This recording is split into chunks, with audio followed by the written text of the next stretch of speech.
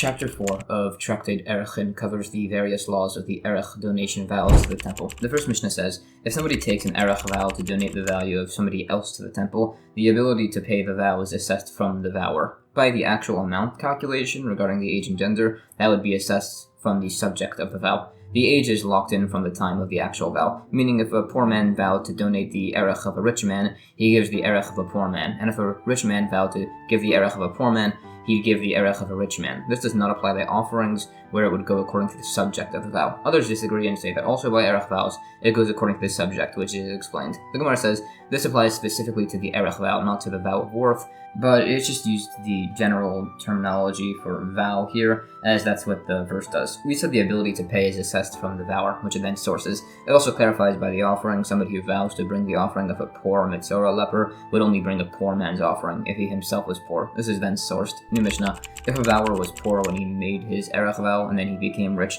or he was rich and then he became poor, he'd give the Erech of a rich man. Others say even if he was poor and he became rich and then became poor again, he'd give the Erech of a rich man, although not to by temple offerings. If somebody's father passed away and left him a massive wealth, or if somebody's ship was at sea traveling to him with a massive wealth, the temple treasury can't count that as a part of their assessment. The Gemara additionally discusses the various sources for these concepts. It clarifies by the father's inheritance that the temple treasury cannot count for the donation assessment.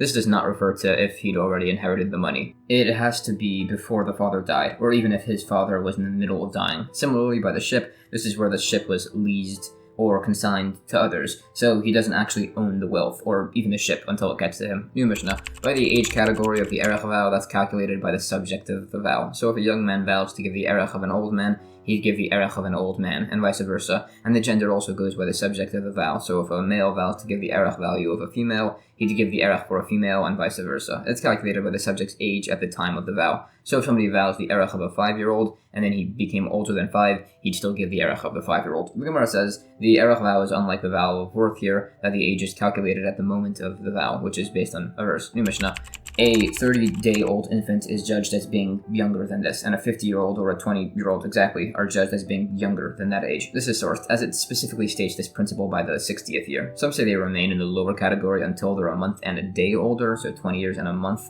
and a day would count as 21. The Gemara suggests that this means we disagree with the opinion that holds that the word until used in scripture means until and including, as it doesn't include his exact current age. Alternatively, we could hold like this opinion generally. This is just a specified exemption as derived from other verses. The reason some say it goes by a year from a month and a day after is that's similar to how the census of the Levium was counted. Some say that the year that's accounted by temple offerings, by the right of redemption of houses from certain walled cities, the 2 years to redeem an ancestral field, the 6 years a Hebrew servant must work for, and the calculation of one's son or daughter, which some explain to refer to the Erech vow and others say it refers to the age when they can start taking vows. All of these categories are calculated from a year's length in days and not according to the actual calendar year. It sources each of these, and it disputes between the opinions as to if it actually refers to an Erech vow or a vow age calculation. Related, the reason when a female turns over 60, she retains a third of her original Erech, unlike a male, is as it said, an old man in a house is a calamity, while an old woman in a house is a treasure. And that's the end of chapter 4.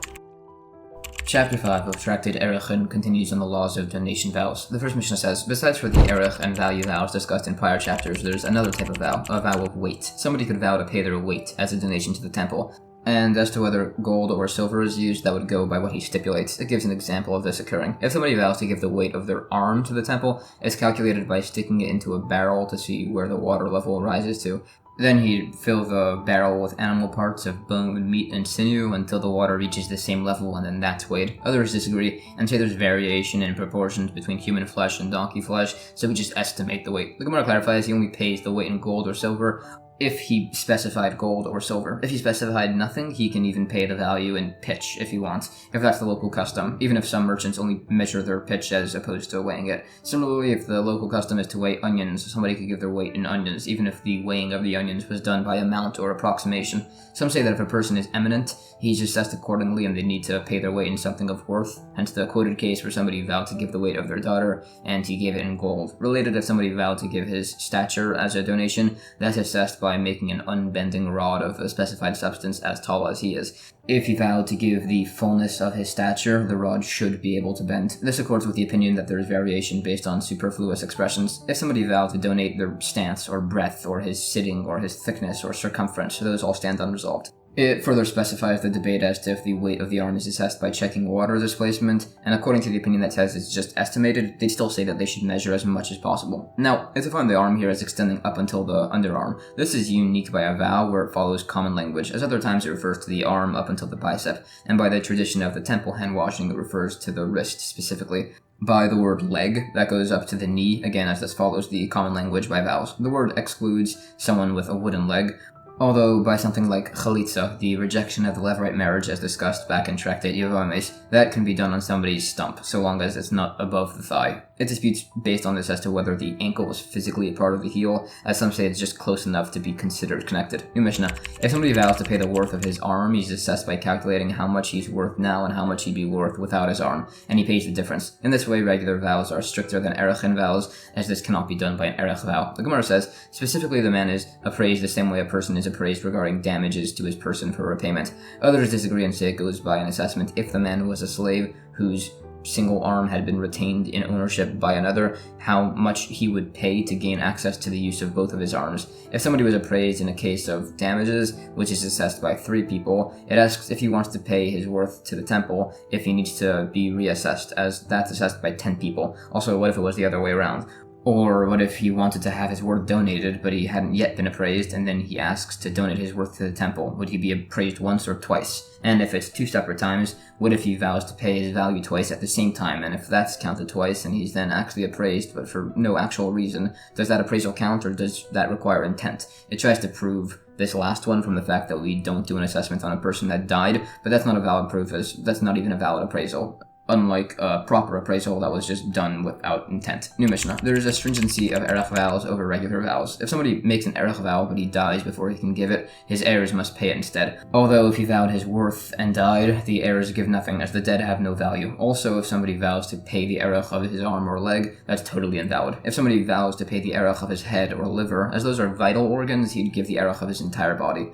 If somebody vows to pay half his erech, he pays half his erech value. If he says he undertakes to pay the erech of his half, he gives his full erech value. If somebody vows to pay half their worth, he gives half his worth. If he vows to undertake to pay the worth of his half, he gives his full worth. Again, if he vows the worth of his vital organ, he gives the worth of his whole person. If somebody vows to pay somebody else's erech, but the vower dies, or even if the subject dies, the heirs must pay it instead. If the man vowed to pay somebody else's worth, the heirs pay it instead. But if the subject of the vow died, the heirs give nothing, as the dead have no monetary value. The Gemara says, other stringencies of vows of worth over erech vows are worth vows apply to animals or birds, and they're not adjudicated according to the voter's means, unlike by Erech vows. However, Erech vows are stricter than vows of worth, as those are paid for a dead man, as mentioned.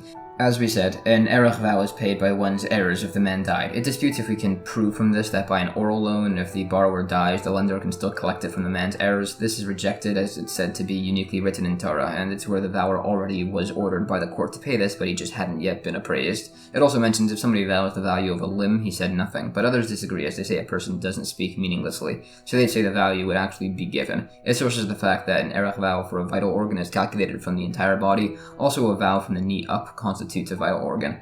If somebody vows to pay half his erech, we say he does so, although others say he'd actually pay the full erech, as it was decreed that this is the same as saying he's paying an erech of his half, as half his entire body is a vital organ. It sources these principles, and it discusses some further cases, further disputing as to if a person says things in vain. The case where somebody vows to pay somebody else's erech and then dies is just necessary to state the following case where this is done by a vow of worth. We said if the vower dies, the heirs still pay the other man's worth, as the vower's properties are considered to be mortgaged immediately, and the amount is just calculated from the later appraisal. New Mishnah. If somebody says his ox should be an olah offering, or his house should be an offering, and the animal died or the house collapsed, he's exempt from any payments. If he vowed to undertake to offer the ox as an olah, or his house as an offering, he would be obligated to replace them if he dies. The Gemara says this is where he undertook to pay the worth of the ox. If he undertook to pay the ox specifically, he would not need to replace it if it died. It disputes this principle from some additional cases, and there's some quoted variation. New Mishnah.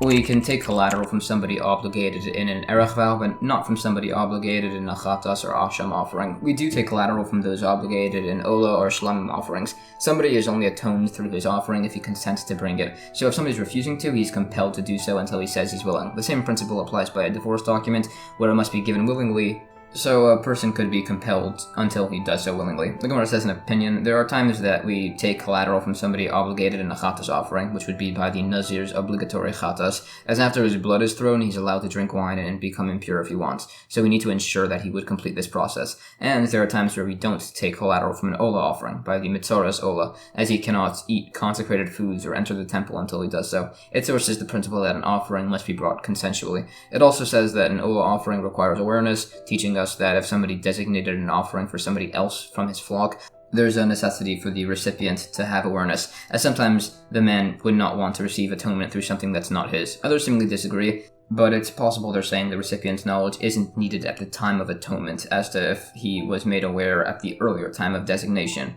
We said the same principle applies by a divorce document. It said, if a person informs witnesses that the divorce document he's writing, that he doesn't consent to it, that's valid and his divorce doesn't count. This teaches that even if he's later coerced to agree to divorce his wife, then it doesn't nullify his prior notice. This is sourced from the particular wording of our Mishnah. And that's the end of chapter 5.